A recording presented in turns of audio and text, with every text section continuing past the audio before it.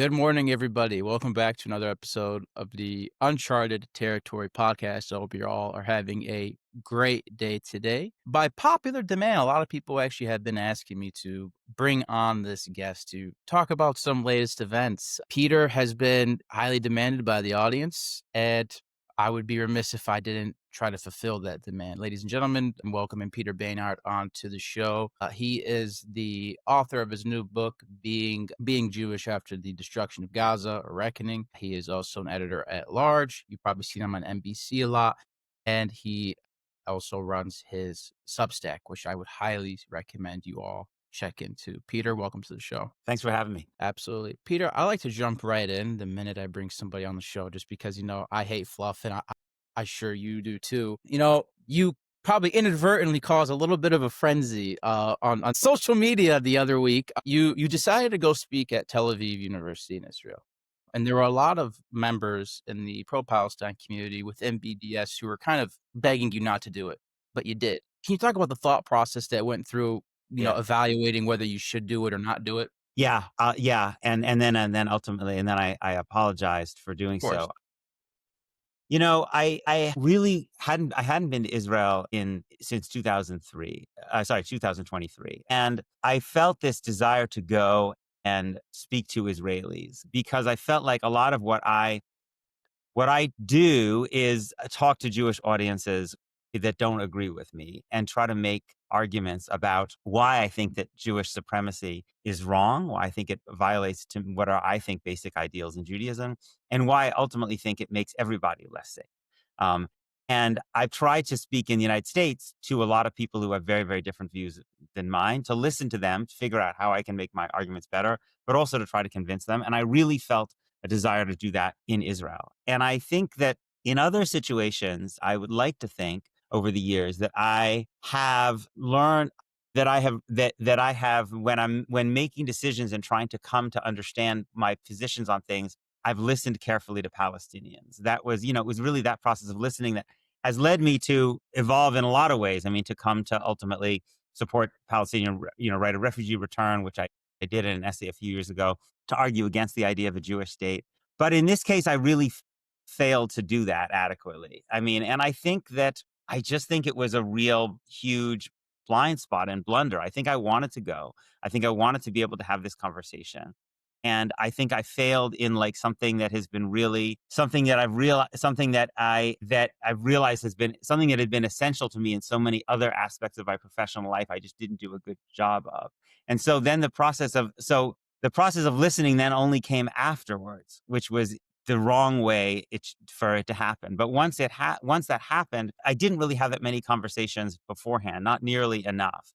And but then I had a lot more conversations afterwards, and I was reading what people were saying, but I was also talking to people just personally, people who I respect a lot. And the thing people kept saying to me was, you can find ways of speaking to Israelis that don't involve speaking at an institution like Tel Aviv University, which is complicit with Israel's genocide in Gaza, and which don't undermine this nonviolent movement based on human rights and international law. And I realized that I was going to upset a lot of people if I apologized or if I didn't apologize. I mean, I managed to have succeeded in kind of like upsetting almost everybody. But I thought at the end, I thought once I was afterwards, when I was hearing this criticism, especially in personal conversations, that like the critical thing for me at this point was whatever position I landed on, whether I apologized or not, I was going to have to defend it for a long time.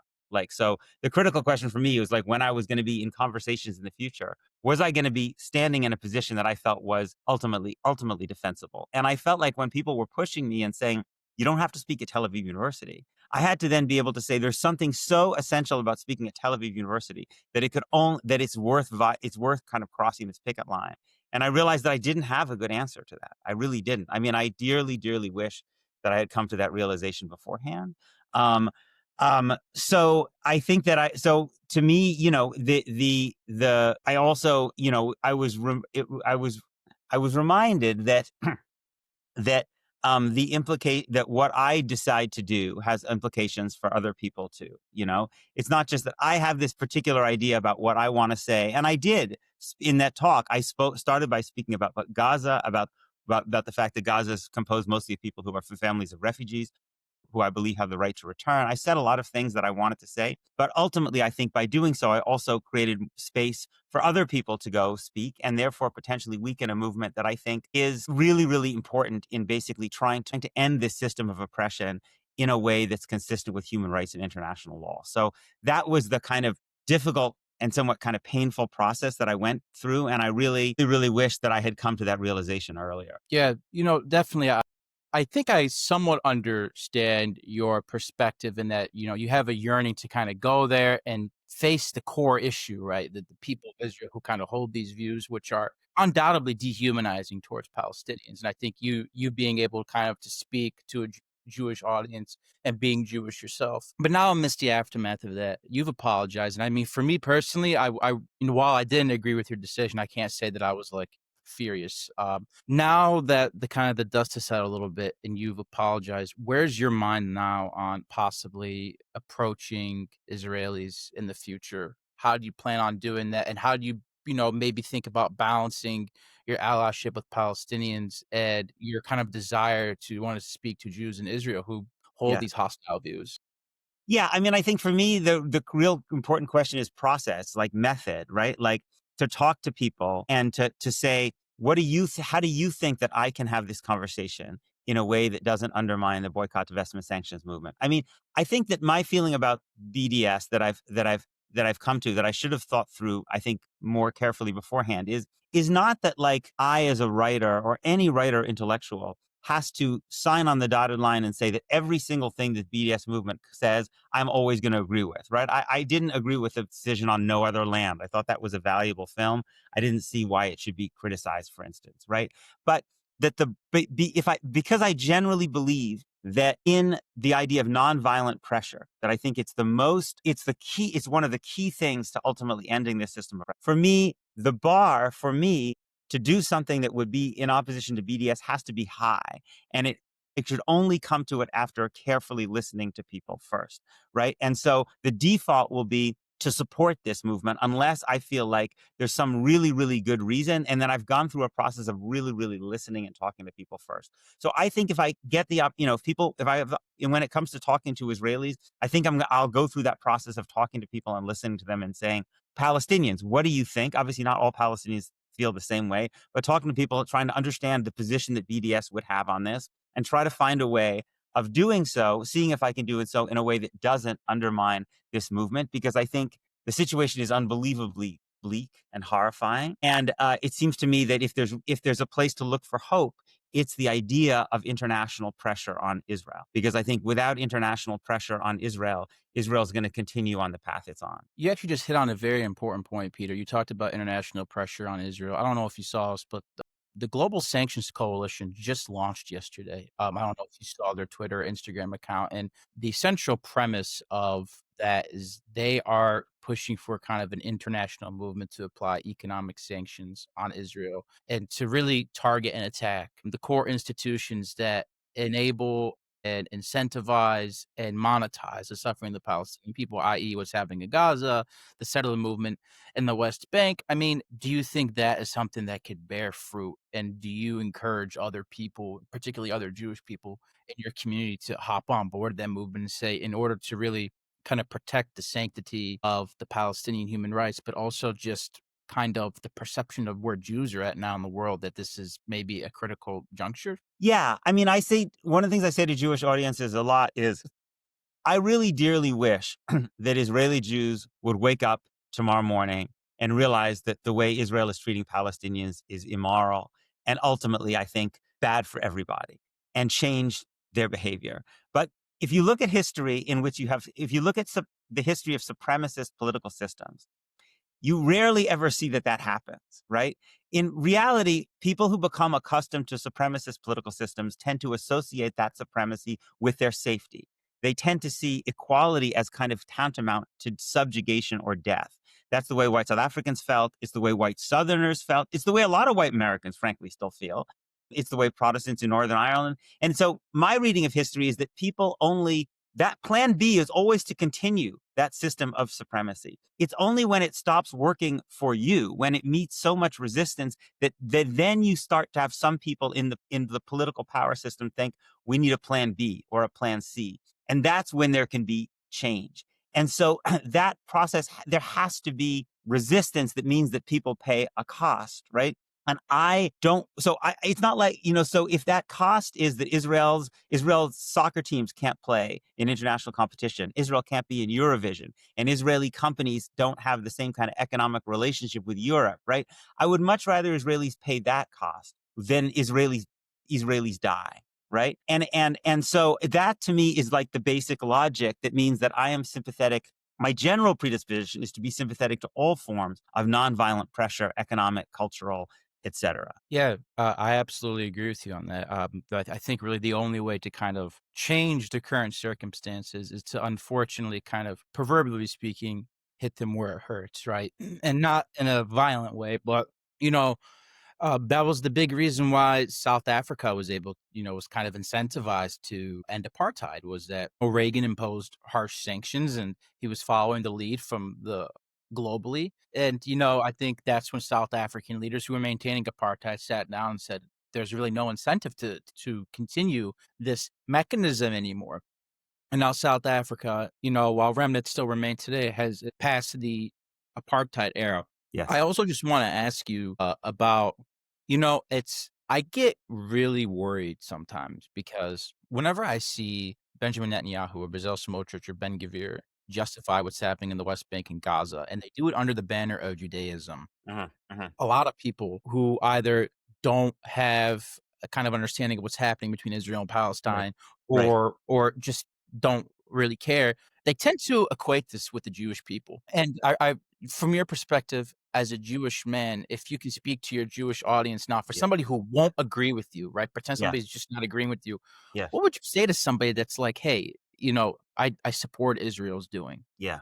I mean, I guess I would say a couple things. I mean, I would say, first of all, from the perspective of Judaism, if you look at Torah, right? The Torah is the first 5 books of the Hebrew Bible. The first people that we encounter in Torah, and this is within the way Jews read Torah, Adam, Eve, Noah, Cain, and Abel, these are not Jews. They're not Israelites, right? They are universal human beings, right? And the rabbinic tradition says that the reason that the first people we encounter in Torah are people of no ethnicity or religion or race and not part of the family that becomes the Jewish people is precisely to make the point that all human beings are created equal in the image of God, right?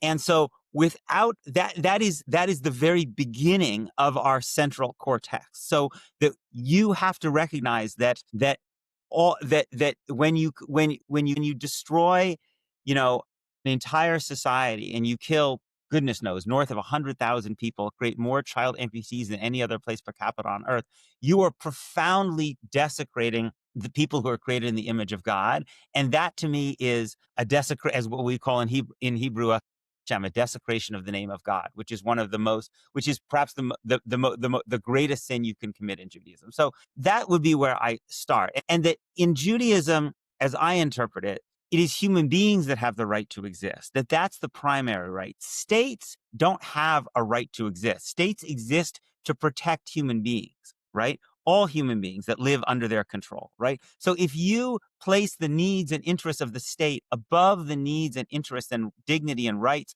of the people who live inside the state, that's actually idolatry. You're making the state a form of worship. So that would be the first point I make. The second point I make is an argument about, I try to speak about Jewish safety because, as you know, in the mainstream establishment Jewish conversation, that is all safety, security, like that is the dominant conversation, right? There's this hugely fear-based conversation, right?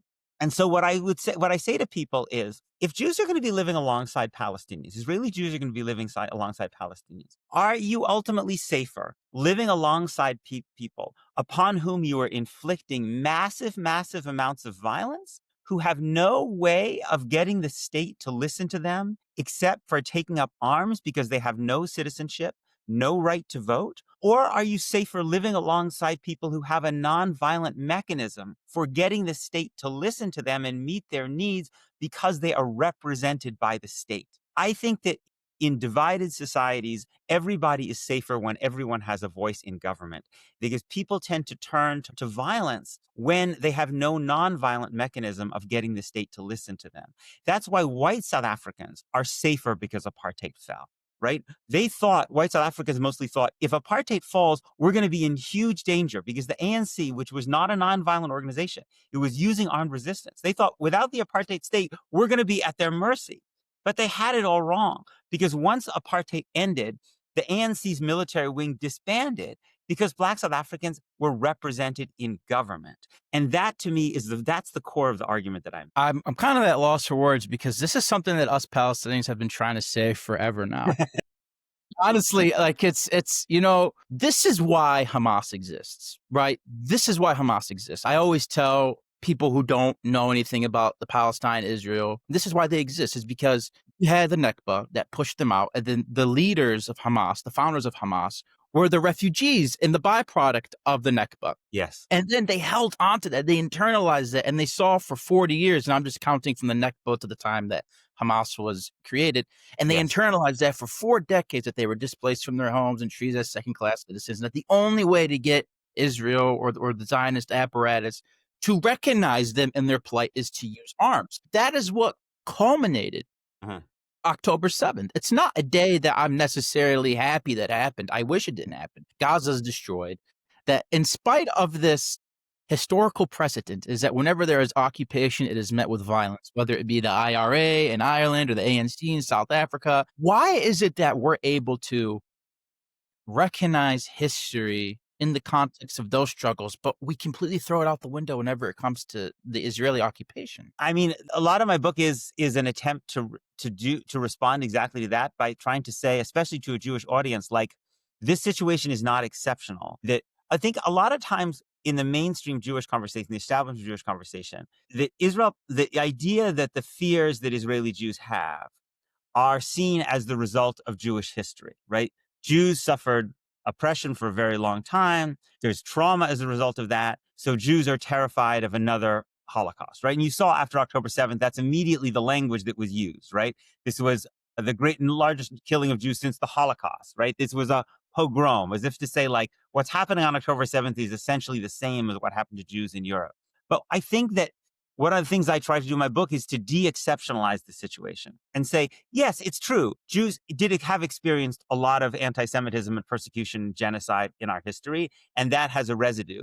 But if you look at Protestants in Northern Ireland who didn't have that same history, they also saw the IRA and Catholics as an existential threat. Ian Paisley, the Protestant leader, I quote him in my book, on the eve of the Good Friday Accords, which gave Catholics political equality, he said it's a prelude to genocide. So the point I'm trying to make is this way of thinking is actually typical of people in supremacist systems. It's not just the result, something that the way that a lot of Jews think because of our history. It's because people who are become accustomed to supremacy and therefore go through a process of dehumanizing the people who are legally inferior, because supremacy can't exist without dehumanization. It relies on dehumanization and then it produces dehumanization.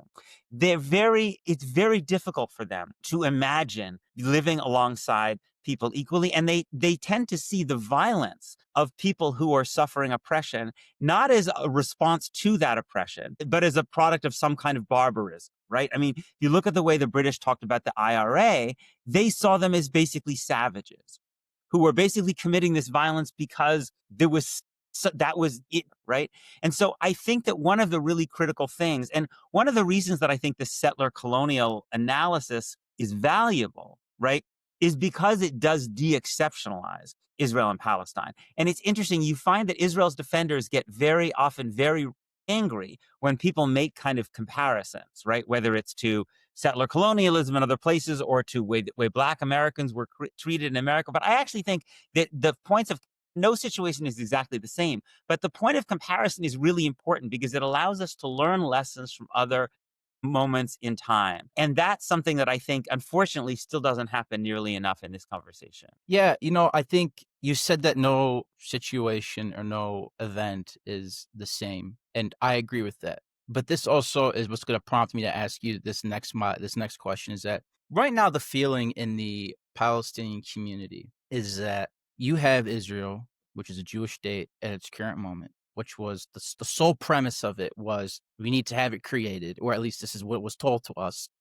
But we need to have it created because if the Jews don't have a safe haven in the world, there's gonna be another Holocaust against the Jews. And now the way Palestinians see it, and honestly, I see it this way too, is that you have a state that right now is doing its own Holocaust against the people in Gaza. Now, it may not be the same in terms of death toll and methodologies and mechanisms to kill people. And this is not an oppression contest or oppression Yes. Olympics to say, Right.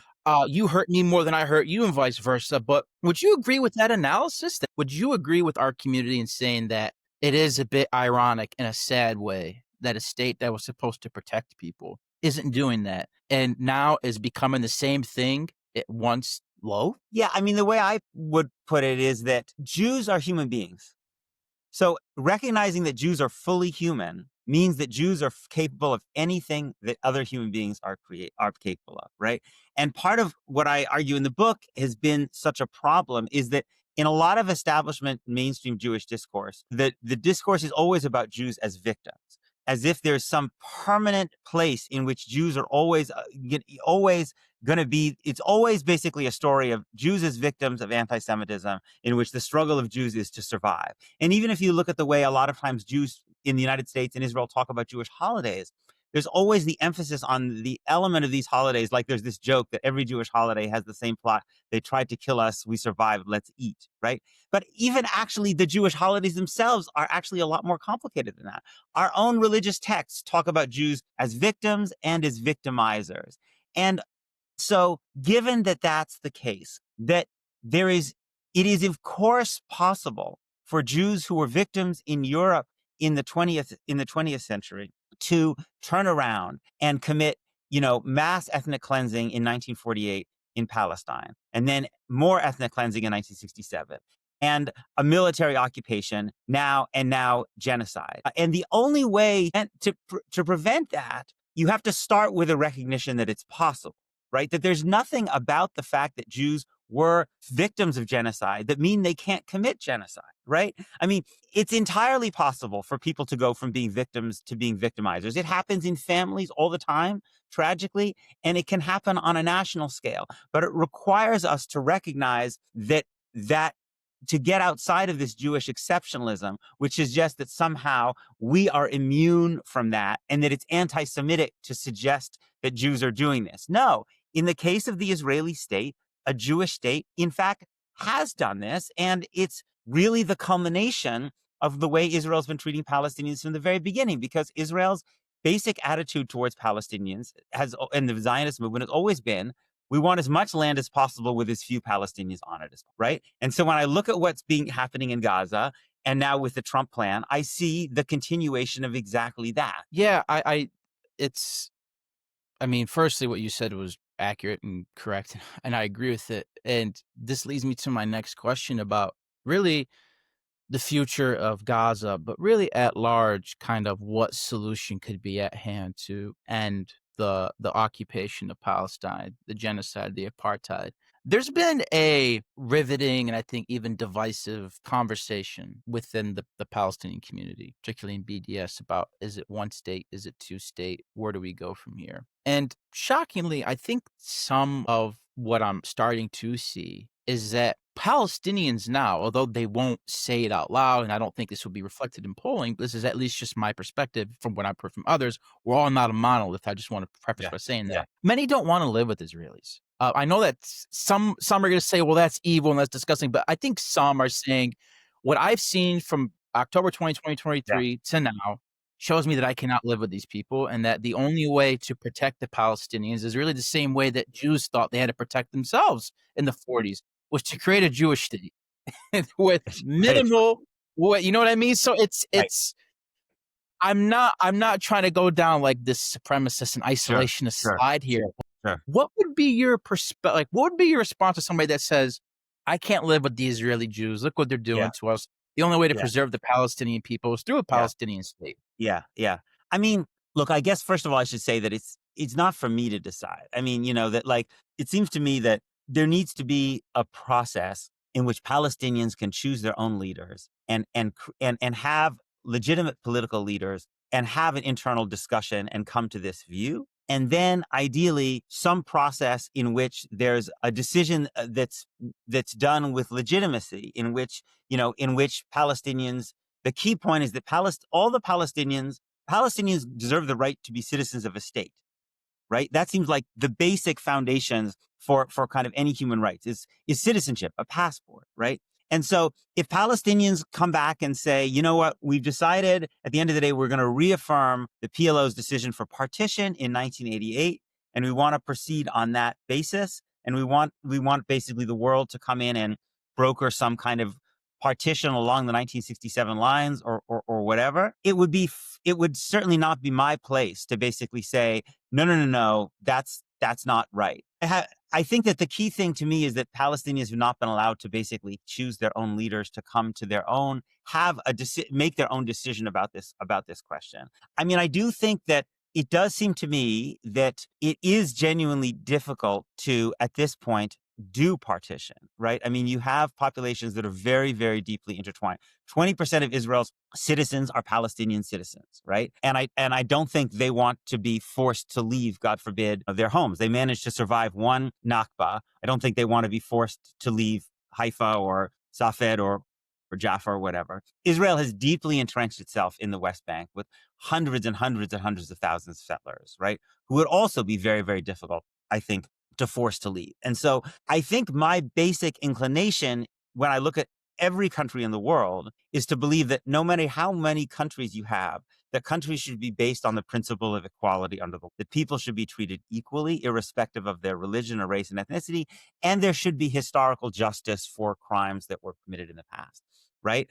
So I'm not a believer in ethno-nationalism in the United States, in India, in France, in Israel, anywhere. But that said, I think ultimately there has to be a process in which Palestinians make this decision, right? And then put a demand on the table for Israelis and for the world. And then the world uses its power, its pressure to basically try to create a process in which ultimately you end up with everybody having basic human rights. Yeah, I mean, I definitely agree with you on all fronts. Firstly, it's as a Palestinian, I'm at the point where I just want the killing and occupation to stop. So whether it's we all gain Israeli citizenship and and we live in Israel as equal citizens, and then for some reason over time attitudes change and we live happily ever after, fantastic. I mean, I'm not going to say no to that. I'm also not going to say no to my own country. That doesn't mean that that country shouldn't be inclusive of others, should treat people differently just because they are of a different ethnic origin or race or religion. No, I'm not saying that at all. But like you said, the settlement empire is so deeply entrenched in the West Bank. I have a hard time thinking that you're going to leave, nearly a million illegal settlers in the West Bank and have them being governed under the Palestinian Authority or whatever government. I think it would just be an all out. I think it'd be an all out disaster. But you really touched on a key point too about us never having the ability to pick our own leaders. I mean, we've been stuck with Mahmoud Abbas for over 20 years. And this is by a demand of both the U.S. and Israel. Abbas has isolated just about every other Palestinian political party with the whole goal of just, coalescing power under the PLO and PA, under the banner of Fatah technocrats. But there's one man who many people believe could unite the Palestinians and maybe get Israel to end its occupation, and that's Marwan Barghouti. Marwan, we all know he's a pretty significant charismatic leader, has significant influence, but the man is being beaten and tortured at this current moment. He's been in prison for over 20 years. I mean, I understand that it's not your place to say per se who Palestinians should pick or who should they choose or this or that, but I mean, I'm starting to believe a little bit that maybe Barghouti's influence might be a little overblown. It's not because he himself doesn't possess the character or strength, but it's that can a man that's been abused and isolated for 2 decades come out and flourish and lead a country to prosperity? I mean, do you think that's a fair expectation? I ask you that because, I mean, at the end of the day, you're Jewish, I'm Palestinian. Our we're kinda intertwined here, whether or not we like it. So, I'm interested in hearing your perspective on that. Yeah. I mean, I've had the good fortune of interviewing one of Marwan Barghouti's sons, Ara Barghouti, a couple times. Sorry, I don't know that sound in the background. I think I mean, I don't obviously know, his father has endured enormous, enormous suffering and especially really brutal treatment since Ben Gvir took over as in charge of I mean, what a nightmare that would be to have that guy in charge of the prisons So I don't know what kind of, and what he would do as a political leader, but it seems to me that, like, I guess the fundamental principle seems to me is like a whole generation of Palestinian leaders, political leaders, are in jail, right? And many of them were not convicted in any kind of due process, right? If you're convicted in the West Bank, there's no due process. It's a 99% prosecution rate under military law, and you can be held in indefinite detention. And so there has to be, people need to be allowed to, Palestinian political leaders, Marwan Barghouti, but others need to be allowed to be free and then to be part of reconstituting a political process. The PLO, I mean, I'm not an expert on Palestinian politics. You probably know better than me, but it seems to me the PLO once functioned as an umbrella organization of different Palestinian political parties in which there could be debates, but people could try to come to some kind of agreement or consensus about various key points. And so it seems to me he's one, but there are probably lots of others as well, of people who need to be allowed to be part of that political process. Israel and I think the United States have been basically happy to have Palestinian political leadership divided, right? Mahmoud Abbas is someone who basically collaborates with Israel. And also Israel has kind of been, in its own way. I mean, Netanyahu was kind of happy to have Hamas there too, because it kept the Palestinians divided. And also they could say, look, Hamas, what are we going to do? We can't do business with Hamas. So I think that to me, one of the most critical things the U.S. could do with its political leverage, if it were willing to, would actually be to force Israel to allow Palestinians to actually choose their leaders, because it seems to me that's a critical second element besides international pressure. I mean, when I look at South Africa, obviously it's not the same, but what you had in South Africa was you had huge international pressure, but you also had an African National Congress that had legitimacy in speaking for Black South Africans, that was basically saying, this is the future that we envision. And it was they were speaking to the world and basically saying, you're pressuring apartheid South Africa, and this is the vision that we are offering for post-apartheid. And so Palestinians have not really had the ability to do that because they haven't had the ability to basically create a legitimate leadership. Yeah, we have not had the ability to create any type of legitimate political leadership. As a matter of fact, the last time that elections were announced in 2021, Mahmoud Abbas was forced to cancel them. And the excuse he used was that Israel won't allow elections in East Jerusalem, which is true. But it was also because the Mossad and the United States were pressuring Abbas to cancel the elections because Hamas might win. Right. That was the Biden administration, right? Actually, yes, I'm sorry. That's the Biden administration put a lot of pressure on Abbas because Yes. this was Yeah. after the UAE normalized with Israel. And, it looked like at the current moment that the Yes. shifts were kind of changing, that the Middle East didn't really care about the Palestinian struggle. So Abbas was like, we need to do something. Yes. So I think oh my God, I totally forgot the question I was going to ask you. Okay, here it is. This is actually a very controversial question. Hamas is not just a armed group. You don't have to like them, and I'm not here Yeah. to say that they're Yeah. amazing, but they're also a political group.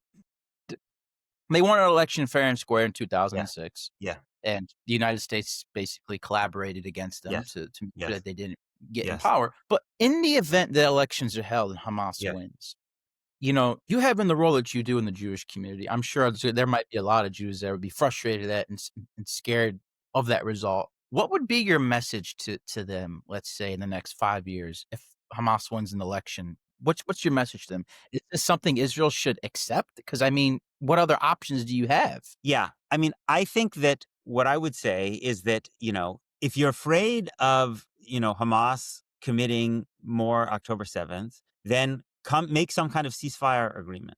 Negotiate a ceasefire agreement with Hamas and Islamic Jihad, right? But Palestine, in terms of, but Hamas represents a certain current within Palestinian politics, an Islamist current, right? And Palestinians have different ideological currents, just like Israeli Jews have ideological currents. I mean, right? Israeli Jews, I don't think Palestinians celebrate when Israeli Jews vote for Ben Gvir and Smotrich, right? Who are religious extremists. They have the right to vote for those parties, right? So, and you can't have a legitimate political leadership unless people have the right to elect their leaders, right? So it seems to me, if you're worried about violence, then you need a ceasefire in which Hamas agrees to stop shooting, and you agree to stop shooting, and you agree to come, as part of some political process, and you also need Palestinians to have the right to vote for whoever they're running, and they may not choose the people that Israelis would most prefer. Israelis rarely choose the people that Palestinians would most prefer, right? That's the way the democratic process works. So that's the way I would think about it. One of the things that I think there is this now equation in the mind of a lot of Israelis and other Jews that if you're an Islamist, it means that you are the most militant opponent of Israel. But one of the points that I often make to Jewish audiences is that this is not necessarily the case, right? I mean, one of the reasons that Israel was sympathetic to Hamas when it was coming out of the Muslim Brotherhood in the 1980s was at that point, Israel thought that the Islamists were the moderates, right? They couldn't imagine that there'd be anybody who was more threatening to them than Fatah and the leftist groups like PFLP. And if you look at the Palestinian citizens of Israel, the most moderate politician inside Israel proper, Mansour Abbas, right, who the Israelis prefer to like the leaders in Hadash and Balad, is himself an Islamist, right? So again, Islamist politics wouldn't be the politics I would choose. I don't believe in the, I believe much more in kind of secular states. But the point is that we need to remember that just because you're an Islamist doesn't necessarily say anything actually about the strategy you're going to pursue vis-a-vis Israel. Yeah, that actually is true because I feel like the term Islamism is a bit overused, a bit overblown. That's not to say that there aren't pitfalls within the ideology, right? But like in the context of Islamism and Hamas, many people view Hamas as just solely in Islamist organizations. Its ends and its means are Islamist. I would actually argue that even though its composition is roots are Islamist, being the offshoot of the Muslim Brotherhood, its end goals are actually quite nationalistic and secular. Now, that doesn't mean that the state that would be ran under a Hamas rule or Islamist rule would reflect that. But the idea is not to radically transform Palestinian society. Their struggle is very much, and their goals are very much aligned with just about the most left-leaning Palestinian groups and even the most right-wing Palestinian groups. So, and I mean, but that's something that I feel like is not articulated. And whenever I see Hamas now and I hear their speeches and I hear their language and their lingo, it's like, yeah, it doesn't really sound overly religious anymore. As somebody that speaks Arabic, listen to Arabic, it seems very nationalistic. It seems more, I would even say, touching upon aspects of pan-Arabism, which is dead, but that seems to be their kind of go-to path. But my last question for you, because Yeah. we're kind of running a little bit low on time here, is well, I guess you play such a very pivotal role in the Jewish community and being able to broadcast your views to Jews, particularly about the Palestinian struggle. What are for the Jews that you would disagree with or are very staunch Zionists and are very pro-Israel policies, have you recognized a shift in their views before and after October 7th, or do you see that they're very much the same or much more hardline? Meaning those who are has anybody come Yeah. to see your point of view within the community? Do you see more of a tidal wave of people shifting more towards your perspective? I mean, I think what we've seen is a big generational divide, and I'm sure you've noticed it as well. And the polling shows that younger American Jews in general have a very different perspective than older American Jews, especially outside the Orthodox community.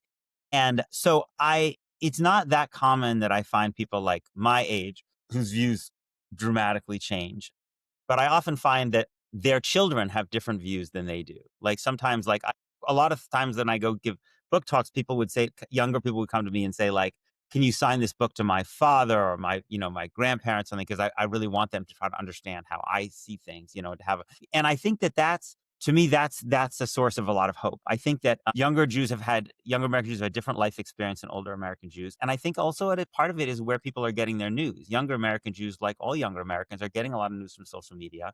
And I think that's been the one place where Palestinians have had permission to narrate, as Edward Said famously talked about it, right? They're not as locked out on social media as they are in mainstream media. And I really do believe that when people listen to Palestinians, as opposed to just always hearing people talk about Palestinians or talking about Palestinians, but actually listen to Palestinians talk about their own experience, it has a big impact on them. It counters this dehumanization and it allows them to imagine themselves in other people's shoes, which is like such a basic kind of like thing morally to be able to do in order to have empathy, in order to think differently. And I think that has been the case for a lot of younger American Jews. And that to me is like a sign of a lot of hope. There's a lot of like really amazing stuff that younger American Jews are doing and basically creating whole new kinds of Jewish communities that are basically non-Zionist or anti-Zionist, in which people are trying to figure out what it means to live a Jewish life separate from support from this ethno-nationalist project. And I think that that's actually going to transform American Jewish life. And the Jews, I think, not all Jews, but some Jews are going to play a role in this larger global movement for Palestinian liberation. And I think that they understand that I believe it's also a movement for Jewish liberation, because This is like a point that Black Americans made a lot, that, they needed to be liberated from oppression, but oppressors also needed to be liberated because it's basically soul destroying to basically be participating in a system that oppresses other people. Eloquently said, and I think I wanna end the show on this high note by saying that, the amount of Jewish-Palestinian solidarity that I've seen, over the past 2 years, particularly on college campuses, has actually been quite touching. It's something that I honestly didn't expect because I think even the way I saw things was, you know and of course, this is not to of course, not everybody's a monolith, but the overwhelming majority of Jews before October 7th, at least the way Palestinians saw it, was that they were part and parcel of Israel, and that they supported their policies, and that they had a blind spot to the struggle of the Palestinians and our plight. But I think what we've seen over the past 2 years to show that's not true is that younger Jews have agency. They're not monoliths, that they're completely detached from the perspectives and the realities that their parents or grandparents once held. And I think that is just absolutely, it's actually really refreshing. With that said, that reaches the conclusion of the show. Peter, thank you so much for coming on. I deeply appreciate it. Absolutely. I really enjoyed it. Absolutely. I did as well.